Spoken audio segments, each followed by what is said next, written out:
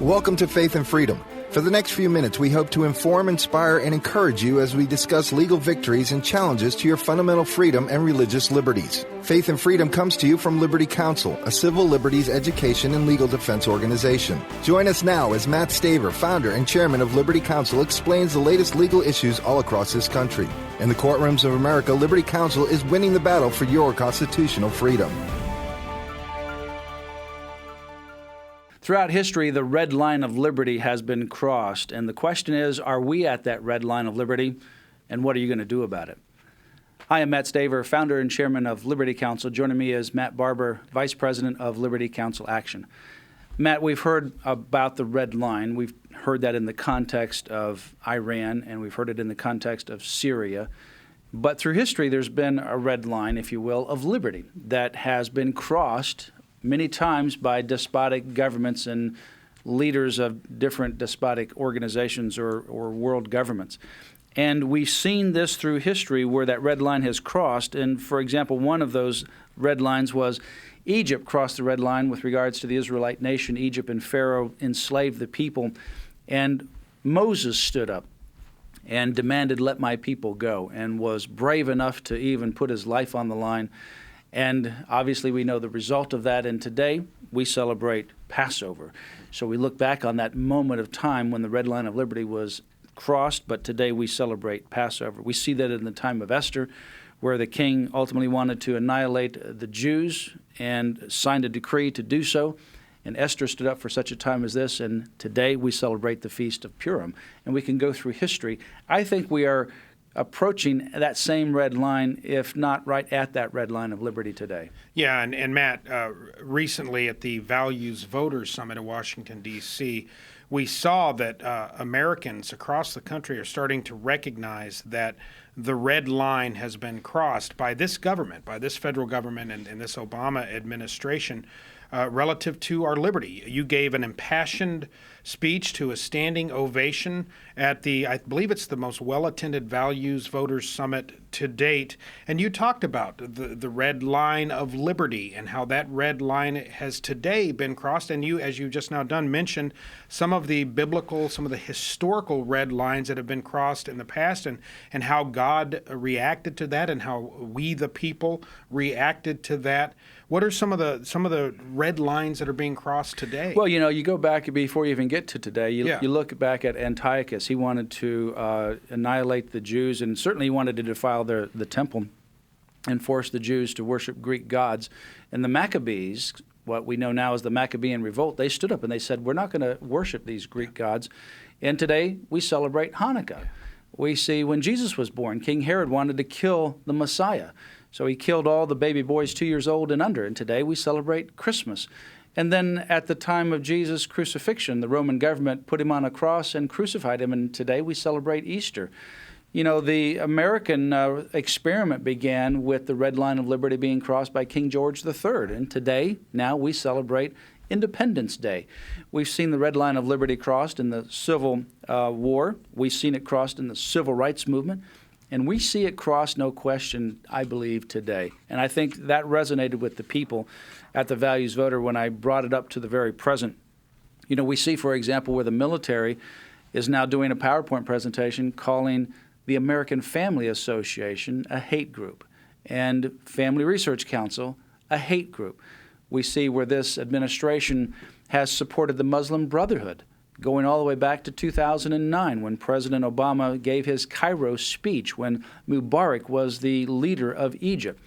The Muslim Brotherhood was a banned political group for good reason. They are the birthplace, they are the origin of all terrorism across the globe. They're now in 70 countries.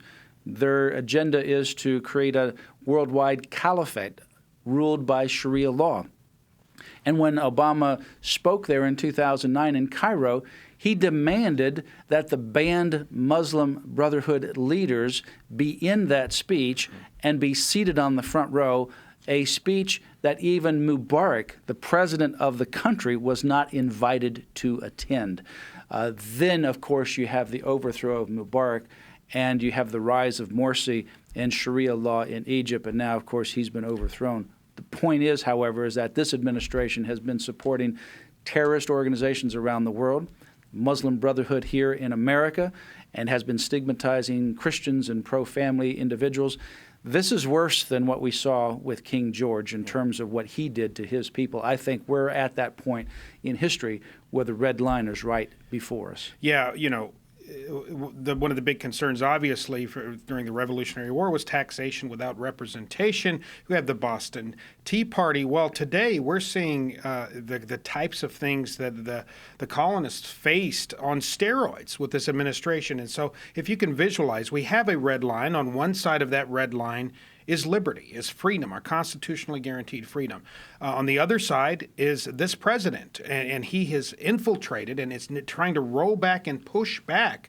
We, the people, push back our liberties, roll back our liberties in both foreign instances, as you mentioned, with his support of the grandfather of Al-Qaeda, the Muslim Brotherhood, out of which Al-Qaeda was birthed, all the way to domestic issues like Obamacare, where he's trying to tell we, the people, the American people, no, you must, your taxpayer dollars will fund abortion, whether or not it's a violation of your sincerely held religious beliefs or not. So this president and his policies are anathema to the liberty that our founders fought and died to ensure. You go back and you read the Declaration of Independence, and I encourage you to do that. We have it in our book, The Patriot's Handbook on American Liberty. It has the Constitution, the Declaration of Independence, Patrick Henry's Give Me Liberty or Give Me Death speech, and an essay from me.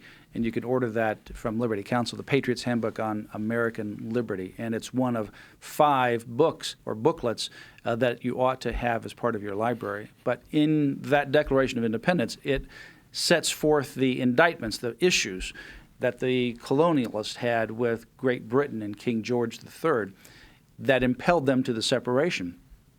When you come up to Lexington and Concord and you hear about, the Boston Massacre and the Boston Tea Party and some of those other things, the Boston Massacre, you think of it today in massacre, you think of it as a slaughter of a lot of people. It was a handful of people, and certainly every life is precious. But they looked at those events as significant. This administration now, as it relates to slaughtering its own through Obamacare, is forcing employers to fund the killing of innocent unborn children. It pales in comparison to the Boston Massacre of 5 or 6 people. What we are seeing today is clearly the red line, if it hasn't been crossed already, and I tend to think that it has been crossed, it's certainly right there in front of us. And now we, the people, are going to have to make a decision. Are we going to continue to live in the face of this tyranny? Or what are we going to do? What is our response to this red line of liberty? Yeah, I believe it was Isaac Newton that said every action has an equal and opposite reaction. Well, every action of this president, we are starting to see the reaction, an encouraging reaction, frankly. We're seeing that we, the people, rise up and say no.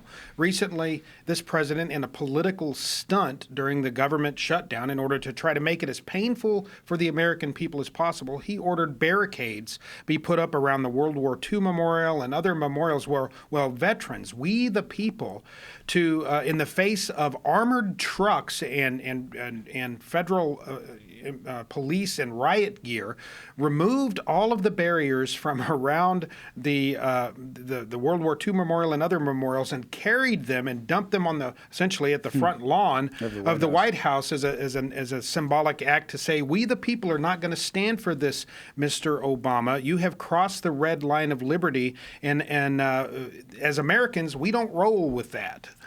Well, I think we're at that point, and the question that I am faced with around the country as we speak to people is, I think most people realize that we're in a situation where the future of America really is questionable. What's going to happen to the future of America? And that answer is that it's going to depend upon your action or your inaction, what you do or what you don't do. The real question is, what can you do? What are you going to do? First of all, become educated and then get involved in your government. And worst case scenario, certainly we don't want that to happen. And that's why it's important for you to get involved and to ultimately make your voice known. Go to libertycounsel.com. That's libertycounsel.com. And that is a website where you can sign up for petitions. You can get information from Liberty Counsel. You can also go to lc.org, lc.org, our main website, And you can order the Patriots Handbook series. It's a series of 5 booklets. One is the Patriots Handbook on American Liberty that has the Constitution, the Declaration of Independence, Patrick Henry's speech, and an essay from me, plus 4 other books.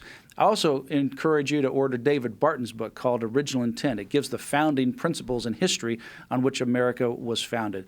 Again, go to Liberty Counsel's website, lc.org, or call us 1-800-671-1776.